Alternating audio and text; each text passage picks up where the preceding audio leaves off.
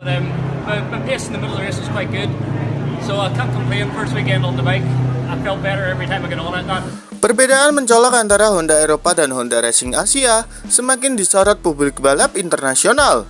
Di tengah semua kritik dan hasil yang belum memuaskan, Veda Ega Pratama justru masih dipertahankan oleh Honda Racing Asia, tim yang dinilai tidak mampu memaksimalkan potensinya. Di Eropa, Honda menunjukkan wajah berbeda, serius membina, berani berinvestasi teknologi, dan terbukti melahirkan pembalap kompetitif di semua level. Performa mesin, telemetri, dan strategi tim berjalan dalam satu visi, memenangkan podium. Tapi di sisi lain, Honda Racing Asia tertinggal jauh. Terbatasnya dukungan teknis, pendekatan data yang minim, serta sistem pembinaan yang setengah hati membuat banyak rider kesulitan termasuk Veda yang kini sering tertahan di posisi tengah.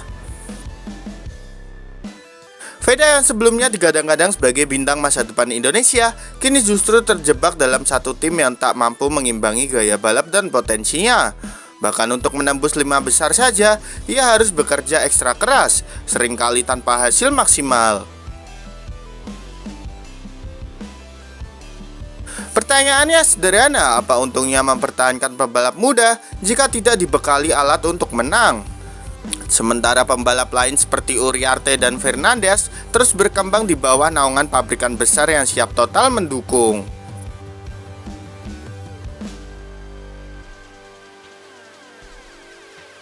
Kini publik bertanya-tanya, apakah Veda akan terus terjebak dalam sistem yang membatasi karirnya, atau akankah ia berani mengambil keputusan besar demi masa depannya lebih cerah?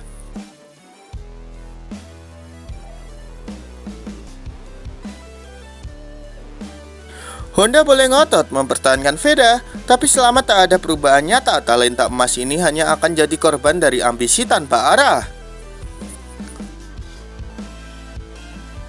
Michael Laverty geram dengan pabrikan seperti Honda Racing Asia yang cuma memanfaatkan sponsor rider dari negara besar.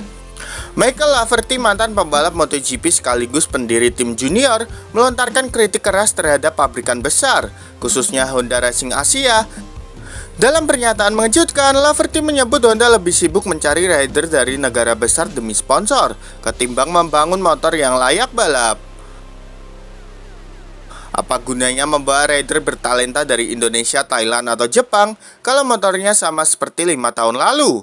Mereka cuma dimanfaatkan untuk bendera dan sponsor, bukan untuk juara, ungkap Laverty. Laverty menyindir keras sistem Honda Racing Asia yang dinilai tidak agresif secara teknis, namun gencar mencari pembalap dari negara-negara dengan pasar besar. Tujuannya menarik dukungan sponsor dan popularitas, bukan benar-benar membina masa depan rider muda.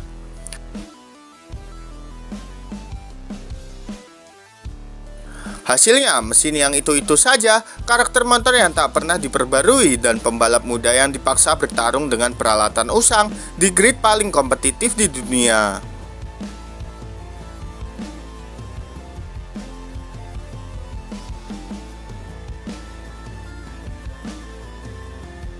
Nama-nama seperti Veda Ega Pratama bahkan ikut disebut sebagai korban sistem ini.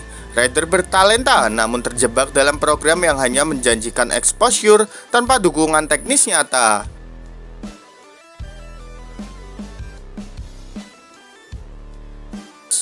Kalau mereka serius ingin membina pembalap Asia, bangun motor yang layak. Jangan jadikan mereka bahan iklan sambil membiarkan karir mereka hancur perlahan, tambah Laverty.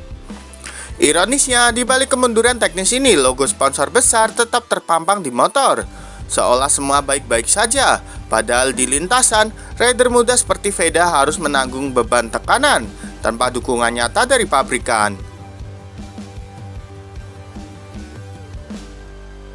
Sementara itu, tim-tim pesaing seperti KTM dan Yamaha terus mencetak juara muda. Mereka tidak hanya memilih rider, tapi juga menyediakan motor dan sistem yang siap menang. Laverty telah menyuarakan kekecewaannya. Sekarang pertanyaannya, berapa lama lagi Honda Racing Asia akan terus menutup mata? Dan berapa banyak lagi talenta muda yang akan dikorbankan hanya demi nilai sponsor?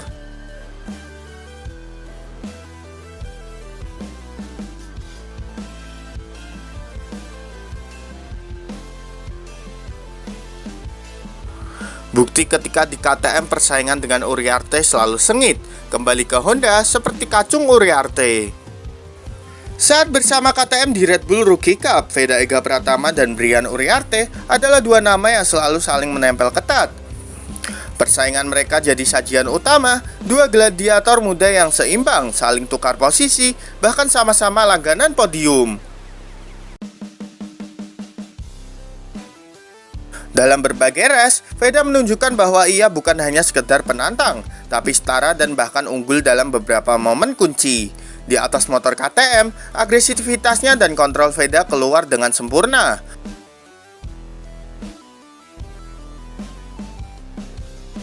Namun semua berubah drastis saat Veda kembali ke Honda Racing Asia di FIM Junior GP. Kontras terlihat jelas, Uriarte makin dominan bersama KTM, sementara Veda justru tak pernah benar-benar mendekat.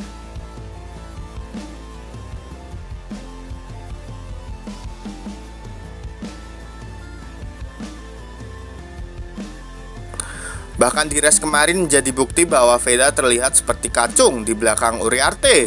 Hanya bisa terlihat dari jauh tanpa daya untuk menyamai kecepatan maupun konsistensi rivalnya itu.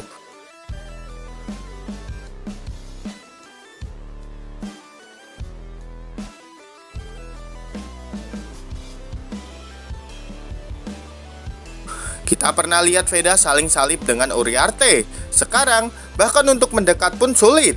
Bukan Veda yang berubah, tapi motornya yang tak sanggup diajak bertarung.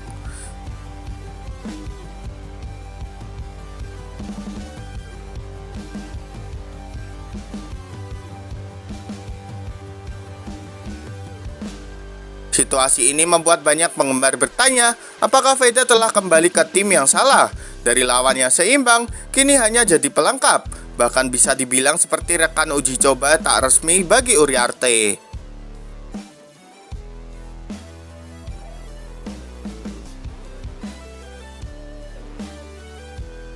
Di Red Bull Rookie Cup mereka setara. Kini mereka terpisah bukan karena kemampuan, tapi karena nasib dan pilihan tim. Dan selama Honda tak berubah, publik hanya bisa mengenang masa ketika Veda dan Uriarte adalah dua singa yang bertarung sejajar.